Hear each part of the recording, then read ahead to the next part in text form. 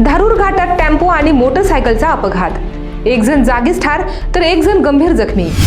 धारूरकडून तेलगावकडे जाणाऱ्या पिकअप 407 टेम्पोने घाट चढत असलेल्या मोटरसायकल स्वाराला सरळ एका वळणावर धडक देऊन झालेल्या अपघातात एक जण जागीच ठार तर एक जण गंभीर जखमी झाल्याची घटना दिनांक 22 सोमवार रोजी सकाळी 11 वाजता धारूर येथील घाटात घडली।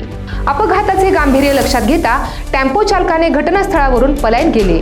मात्र या अपघातामुळे धारूर घाटातून प्रवास करणाऱ्या प्रवाशांमध्ये भीतीचे वातावरण निर्माण झालेले आहे। राष्ट्रीय महामार्ग खामगाव पंढरपूर झाल्यापासून धारूर घाटामध्ये अपघाताची मालिका सुरू आहे। दर 8 दिवसाला एक अपघात निश्चित ठरलेलाच आहे।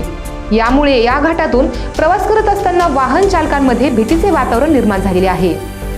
मात्र नाविलाज असल्याने काही प्रवाशांना या मार्गाने प्रवास करत असताना आपला जीव गमवावा लागत आहे।